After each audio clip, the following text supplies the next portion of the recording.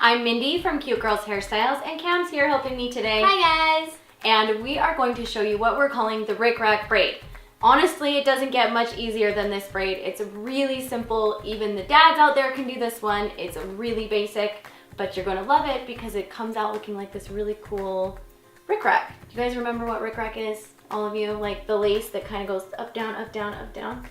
No? Nope. Is that an old person thing? I don't know what that is. Google Rick Rack. You'll see. You'll understand why this is called the Rick Rack braid. Now to begin, you need to create a section of hair. Mine's about 2 inches wide. I went from her left normal part over to her other eyebrow and kind of formed a rectangular shape. And it's like, you know, the size of a pencil thickness. So it's not too huge, but it's a good sized piece of hair. Now I'm going to divide it into 3 sections. The only difference between this and a regular braid is that you will do 2 large sections and 1 very small section of hair. So we're gonna do 1 large, another large, and then leave myself just a little teeny tiny piece of hair for that 3rd strand. And we're going to do a normal braid. This is all a normal braid technique right here. The only difference, again, being just that I'm using that smaller piece of hair. And I'm doing a pretty loose 3-strand braid. Don't want it too tight because we're gonna be pancaking it and that becomes difficult if the braid is too tight. When I get about this far down, I'm going to stop. I think that's pretty far enough. I want to pin her hair back to right about here, so I think that's a good length. I don't want to go much farther down or the pancaking can get kind of complicated. So I'm gonna go back now and you can see this is my small strand. So small, small, small, small. I only want to pancake the large sections. So this one would be a big one. So I'm gonna go ahead and pull that edge out. And I mean really pancake. Give it a nice big swoop. I'm gonna go up a section right here. Again, you can see that's a large one. I'm gonna give it a nice big swoop. You can see that by pulling this one out, I started pulling on this one, so I'm gonna go back and go ahead and pull that side out now too. Give it a nice little swoopity swoop. So you can see swoop, swoop, swoop, swoop. So I have 2 more on this side, 2 more on this side. I'm gonna go ahead and just, if you just take it with your fingers, like I kind of grab them upside down, and then just flip your wrist like this, just kind of pops them out. So this one, pops that wrist, pulls them right out. This one, pops that wrist. Now if you get where you do a long braid, what happens is it starts pulling on the other hair a little funny, and then it doesn't lay as pretty, which is why we didn't go any farther down than this to begin with. So you can see we have our nice Rick Rack. I've got 1 more right here at the top I'm going to do. And just go back and re-pancake that one a little.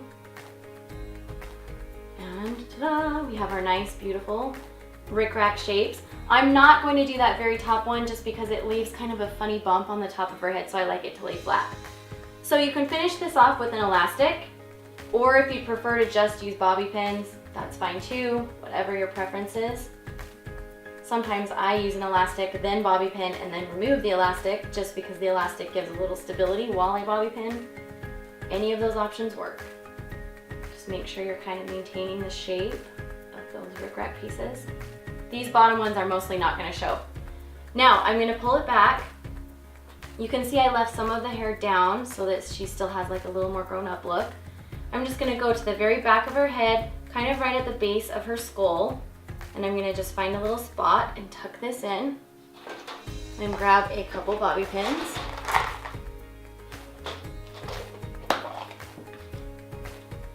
And go ahead and bobby pin them to her scalp. Like that, just crossing the bobby pins will hold them in place. And then throw that little piece of hair over the top. Anything you can still see. Give it an extra little tug, and you're good.